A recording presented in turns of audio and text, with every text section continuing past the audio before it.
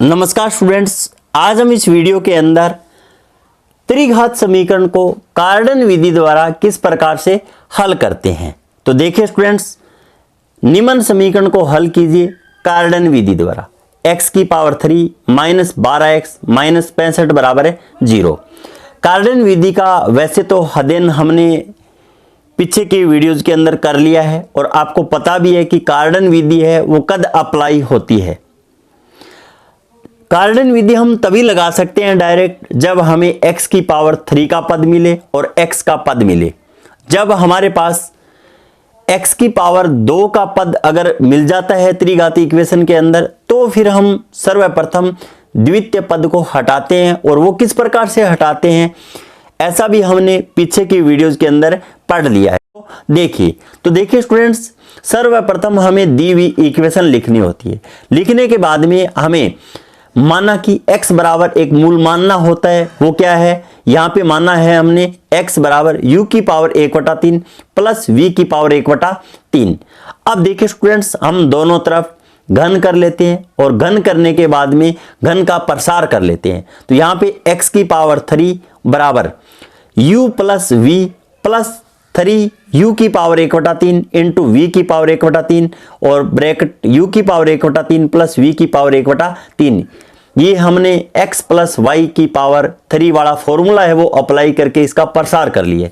प्रसार करने के बाद में यहां पर देखिए स्टूडेंट्स, हम u की पावर 1/3 प्लस v की पावर 1/3 को वापिस x बोल सकते हैं। और x बोलने के बाद में यहां पर इस प्रकार से इस इक्वेशन को हम लिख सकते हैं, x की पावर 3 माइनस 3 u की पावर 1/3 इंटू वी की पावर 1/3 x और माइनस u प्लस v बराबर 0। इसको इक्वेशन सेकंड बोल देते हैं। जब हम समीकरण फर्स्ट और सेकंड के गुणांकों की तुलना करते हैं तो देखिए स्टूडेंट्स, यहाँ पे x का गुणांक है वो माइनस 3 u की पावर 1/3 और v की पावर 1/3 है। और यहाँ पे x का गुणांक है वो माइनस 12 है। यहाँ से हमें u की पावर 1/3 इंटू वी की पावर 1/3 का मान है वो 4 प्राप्त हो जाता है।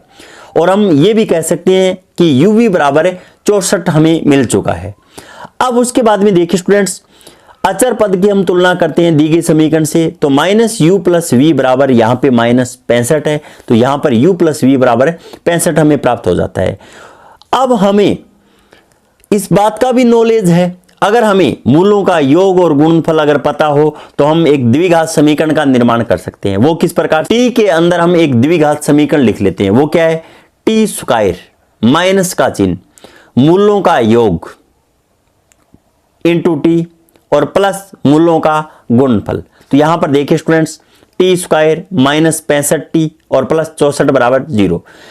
इस द्विघात समीकरण को हम हल करके t के 2 मान निकाल लेते हैं और t के मान हमें सरलीकरण करने पे 1 और 64 प्राप्त हो जाते हैं। अब देखिए स्टूडेंट्स, हमें इस बात का भी पता होना चाहिए कि गुणा करने पे 64 और जोड़ने पे 65 आ जाए तो u का मान कितना लेना है और v का मान हमें कितना लेना है। तो देखिए स्टूडेंट्स, यहां से हम ये कह सकते हैं कि u का मान हमें 1 लेना होगा और v का मान 64 लेना होगा। तो यहां पर देखिए स्टूडेंट्स, अगर हम u की पावर 1/3 का मान निकालना चाहें तो हमें 1 मिलता है और v की पावर 1/3 का अगर मान निकालते हैं तो हमें 4 मिलता है। उसके बाद में साथियों, हम ये भी कार्डन विधि के अंदर जानते हैं इसके जो 3 मूल प्राप्त होते हैं वो 3 मूल कौन कौन से हैं। x बराबर u की पावर 1/3 प्लस v की पावर 1/3। एक मूल तो ये हो चुका है जो शुरुआती के अंदर हमने माना था। और दूसरा मूल हमें इस प्रकार से मानना होता है साथियों, u की पावर 1/3 को तो ओमेगा से गुणा करवाना होता है, जबकि v की पावर 1/3 को ओमेगा स्क्वायर से गुणा करवाना होता है। और तीसरा जो मूल है वो u की पावर 1/3 को ओमेगा स्क्वायर से गुणा करवाना होता है और v की पावर 1/3 को ओमेगा से गुणा करवाना होता है।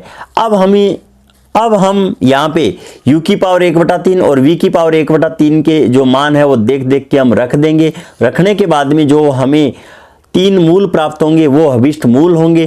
तो यहाँ पर आप देख सकते हो, जहाँ पे 1 ओमेगा और ओमेगा स्क्वायर इकाई के क्या है, घनमूल है साथियों।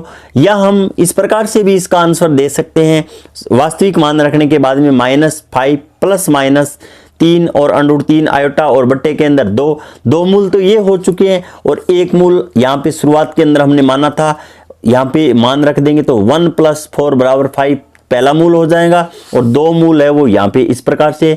अब यहाँ पर देखिए स्टूडेंट्स, अगले वीडियो के अंदर हम एक खास प्रकार का एग्जाम्पल या क्वेश्चन पढ़ने वाले हैं। वो किस प्रकार से, जब हमें मूल, देखिए स्टूडेंट्स, जब हम द्विघाती समीकरण को हल करते हैं तो अगर मूल हमें वास्तविक मिलते हैं तो इस तरीके से हम हल करेंगे। अगर हमें वास्तविक मूल नहीं मिलकर यहाँ पे अगर हमें कॉम्प्लेक्स नंबर अगर मिल जाएं तो फिर हम किस प्रकार से हल करेंगे वो हम अगले वीडियो के अंदर जानेंगे। इन्हीं शब्दों के साथ जय हिंद, जय भारत।